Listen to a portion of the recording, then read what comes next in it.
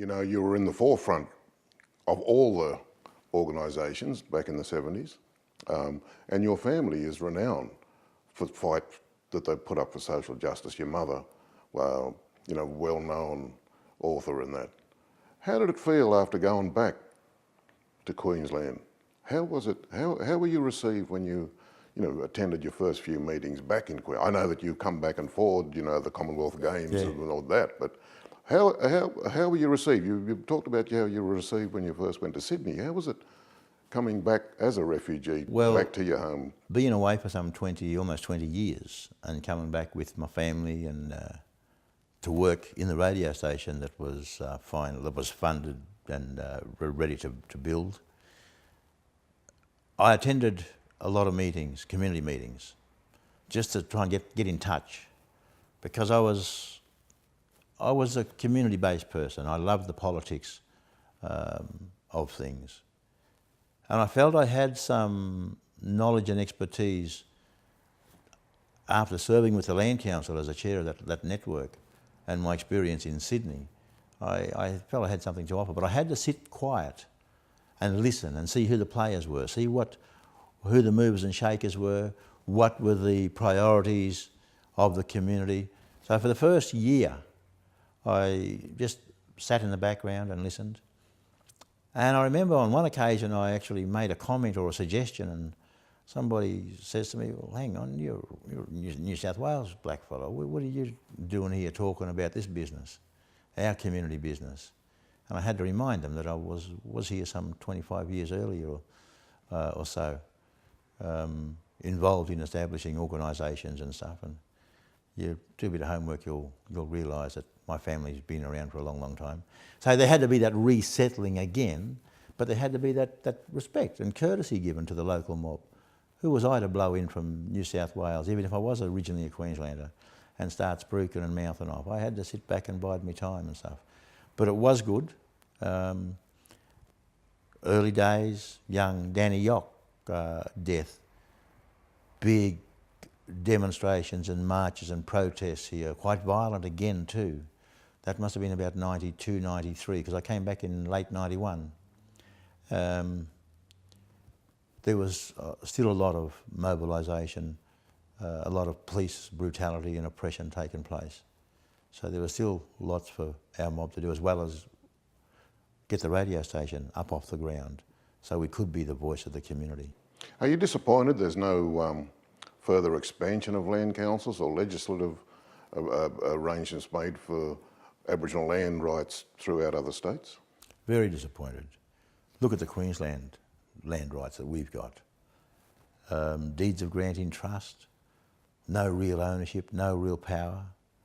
And now those councils, those communities have been consumed or are administered under the Local Government Act of Queensland, so they're like any other shire council across Queensland, but they don't have the income, the funding from the rates. They're still cap in hand begging the government for funding for them to provide the services that all other mainstream shire councils get to take for granted because of their rates income they have. So very disappointed with the Deeds of Grant in Trust basis of land rights in Queensland. It's I don't think it gives us too many options or too many positives at all. We're still jumping through hoops and still controlled by government. What else has changed? I mean, deaths in custody, for instance. You're a big fighter of deaths in custody, and yet there's been more deaths in custody since the Royal Commission. Yeah. I mean, particularly here in Queensland. More deaths in custody, more people being incarcerated these days. That's disappointing. And it seems so that over that 40-year period when we were demanding change and wanting improvements, we haven't got a lot of real improvements regarding policy, regarding quality of life for our mob. That's disappointing. And I think from the 90s or early 2000s, more of our mob are getting just disillusioned. More of our mob are too assimilated, too keen to say, never mind about culture, never mind about language, never mind about land rights. we need to live life because it's white way now. Is there then an Aboriginal middle class starting to develop? I think there is. Yeah, I think there is. There has been, over the last 30 years, there has been that middle class. But one of the big problems for us today is that small handful of people, our people, that are seen as the leaders and the spokespersons, both by government and mainstream media. And they're out there seen to be talking for us. That doesn't make things easy for us, because most of them, those 4 or 5 people, are quite isolated and remote from the real issues down in the community at the grassroots level. Most of them are earning salaries that look like telephone numbers. So they're not, I think they're quite isolated from the community issues and grassroots activities.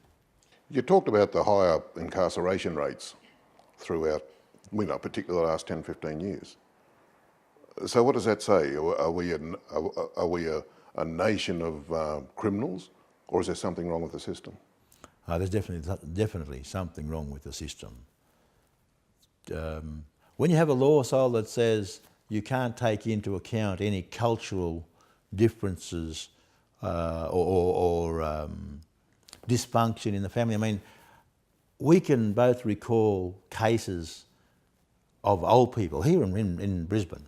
Russ Innes was a very sick man, was a senior member of Parliament under the Bielke Joe days. Another bloke called Don Lane, and there's probably another 1 or 2. They were worried, they were up for, there were some criminal charges, or there were some, but Don Lane in particular, they were worried about his health in sentencing. Across the board in the judiciary system, older white people would, on a lot of occasions, it would be taken into consideration, their age, their health. For First Nations people, there's dysfunction, there's poverty, there's transgenerational trauma, there's a whole range of things. They're not excuses for people to be charged and convicted and incarcerated, but it's part of the makeup of the individual. And I think when that cannot be taken into account, there's something seriously wrong. There really is. And no, we're definitely not a race of criminals. We're a people of a different culture to the dominant culture, and the dominant culture just doesn't understand our ways, our views, our values, and they're seeing things through white eyes. And that's where things need to change. They need to be able to look at our situation through black eyes, the same way we're seeing things. The Mabo decision, what's your position on that? Great achievement by Koiki Mabo and the people with him at the time. I think it's caused us more trouble than anything. The breaking up of families and communities, even with my own family, within my own family and our pursuit of native title or just attending meetings. Some families on one side, other families on the other.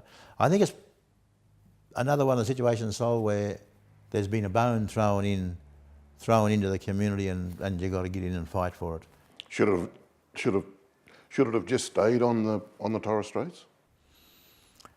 Well, maybe so. Maybe so. Would that have hampered the land rights issue on the mainland? I think it's hampered the land rights situation. The land rights issue, I think it has hampered our demands for land rights, our pursuit of land rights. Yeah, I think there's lots of evidence of that where it's hampered. There's argument and conflict of, well, hang on, we're native title claimants, we're the traditional owners, we're the real people for here. But in most cases, they are not. So it's almost impossible to be able to confirm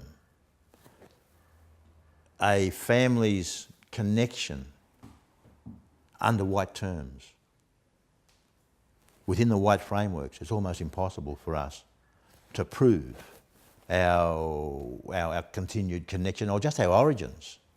I attended a meeting only a week ago, this time last week. It was a few families of my grandmother's people, my mother's people, the Kungaloo people around Rockhampton. And people were sitting down trying to explain to the archaeologist what our origins were back to Kungaloo country, even though some had lived in Cherbourg or some had lived in Theodore, where I grew up, which isn't regarded as Kungaloo country, yet my grandmother regarded it as Kungaloo country those 60, 70 years ago. So I suppose my point is it's almost impossible to prove your origins for a lot of our mob and your connection back to country under the white frames of reference of native title legislation. Native title has had a big effect on Aboriginal people. What's your position on that? I think it's the worst thing that's ever happened to us. It's given us another topic or issue to be arguing and fighting over. And at the end of the day, when there is a native title determination, you're only getting the scraps that fall off the table. We're getting second best with native title determinations. With most government decisions handed down for us, we'll never get what's rightfully ours. And I think native title is one of the worst things that's ever happened to us. Because it's destroyed families, because it's destroyed communities, and it's still destroying families and communities. Arguing over what? They're crumbs that fall off the table, Sol, in most cases. For some people it's worked where they're recognised. So one of the benefits is people are recognised, or some people are recognised. There's more of us that aren't. And I think that's the problem. Sovereignty. Your position on sovereignty? Well, there's no question about the legitimacy of our claims to being a sovereign nation. No question whatsoever. We have never ceded our rights. We've never signed any agreement with any foreign power, particularly the British government or the Australian government. Never. So sovereignty is a valid claim by our people. For us to be recognised as sovereign owners and for us to take our rightful place as sovereign owners in this society, that must happen. But it's not going to happen in your and my time. A treaty? A treaty, I'm a bit sus of treaties because I've seen or read about, heard of too many treaties that have never been kept, that have been broken. You talk to some of the Māori about the Treaty of Waitangi, you talk to some of the First Nations, Canadians and Americans about their treaties. I'm a bit sus of a treaty, but I think in order to move forward, the government, federal government in this country and state governments, I think they must reach an agreement with First Nations groups, First Nations people.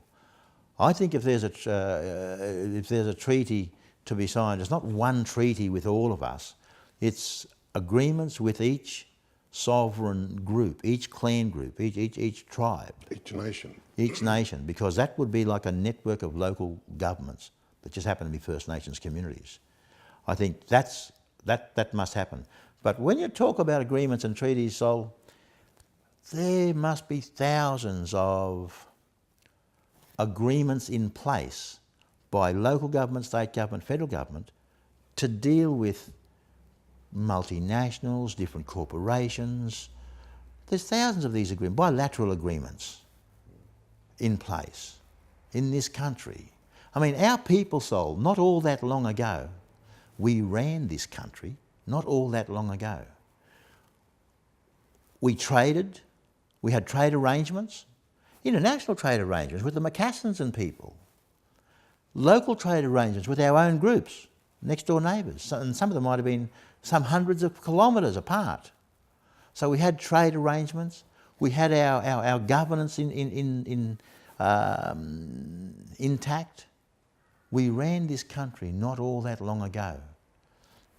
We're able to do that again. We need to take that right. We need to take that opportunity. Your position on the constitutional recognition? I think it's a joke. I think constitutional recognition, constitutional reform is a joke. How dare the federal government or any government expect us as First Nations people to take them seriously and sit down about adjusting or amending a few words in the Constitution when they can still have in place the Northern Territory intervention legislation, or Stronger Futures as it's called now, that's been running for some 6 or 8 years or more. That legislation, when it was introduced, they had to suspend the Race Discrimination Act. Tells you straight up, it's a racist piece of legislation and it should never see the light of day.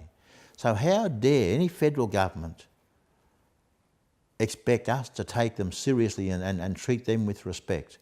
We are still being treated with contempt by governments, and at the end of the day there is no guarantee for any of us First Nations people that there's going to be any real change in our lifestyles or in the way we live. There's no guarantees. It's just window dressing. I think it'll still be the same shop front, or the same shop, same business. They'll just dress it a bit differently. So I've got no respect and nothing good to say about constitutional reform. The Congress of First Nations? Congress, I think they've got a role to play. I am a member of Congress, have been for some years, early in the piece. They are bound by government, controlled by government. They are not the same as ATSIC. They don't have the budget of ATSIC. They don't have the responsibility of ATSIC. So they're a very different organisation. But at the end of the day, it's an instrument of the government. So we can't expect too much from Congress. But I think they're a mouthpiece. I think they can be articulating some of our issues and our concerns and our demands. I think there's a role for them.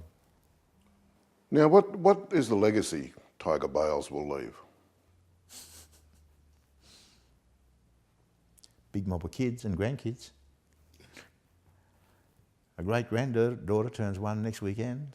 I mean, there's just so many things going back to the beginning, and probably when you did come to Sydney, your land rights stuff, you a great deal with the New South Wales Aboriginal land rights issues and had a national flow-on effect. Your radio and media stuff, the Aboriginal Embassy in Canberra, social justice issues, human rights issues. I mean, it goes on and on and on. Is there any one particular thing that sticks out? Probably media. The way that we've grown and expanded and tried to maintain high standards of reporting, high standards of work ethic, and pride in what we do. It'll probably be in that field of First Nations media, because I've been involved in it since 1980, 81. Been around for a long time. I intend to be around for a bit longer yet. But, and it's so important, Sol, that First Nations people, marginalised groups, it's so important that we do have access and control of our own media.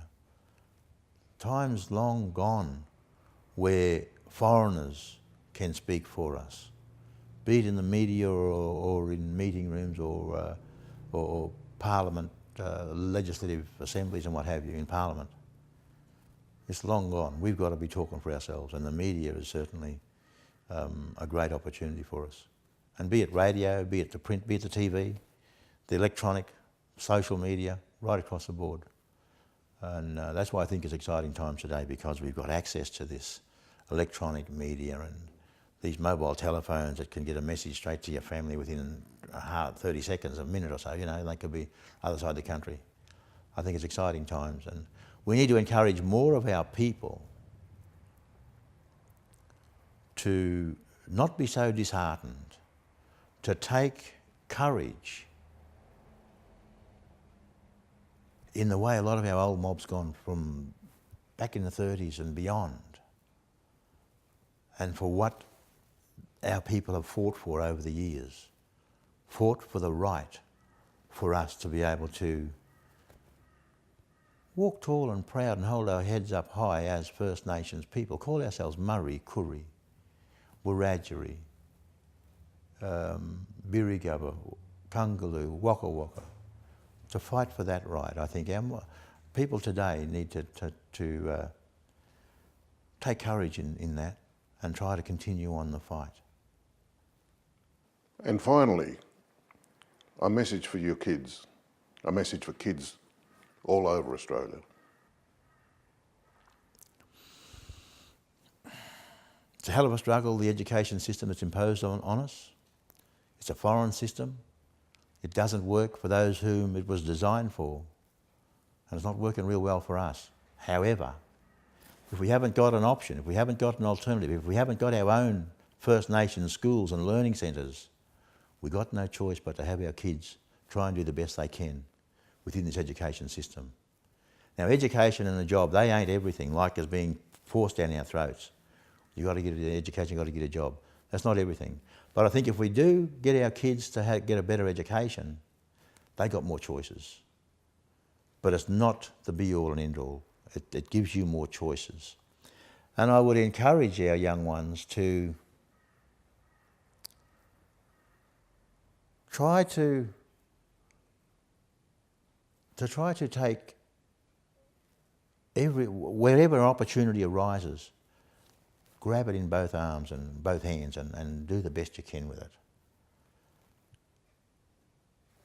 We have these networks across the country of our own organisations, media, health, housing, legal. We're needing more of our own people running these places. We're needing more of our own people to be staffed in these places, to have the jobs. We're needing our own people to do the research and to be drafting policies. We're not going to get there if we don't have young ones of today coming through the education system or just being educated on the streets. I went to year 10. Just be educated on the streets. But learn to read and write. Understand this system, this society. Understand it. But know the true history of your own mob. Know the true history of this country. If all of us, First Nations mob, Settler Society mob, if we all learnt the true history of the place we call home,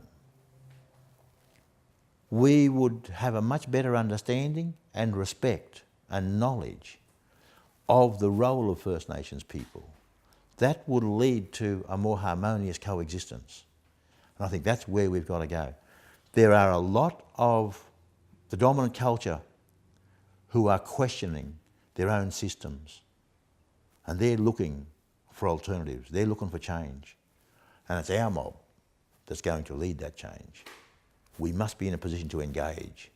And we must be feeling welcoming. We must be welcoming to engage and talk with people. But we're the ones with the ancient knowledge. We're the ones that's going to lead the change. We can't do it on our own. It's got to be with the dominant culture. All right, Tiga Bayles, thanks very much. Thanks a lot, Sol.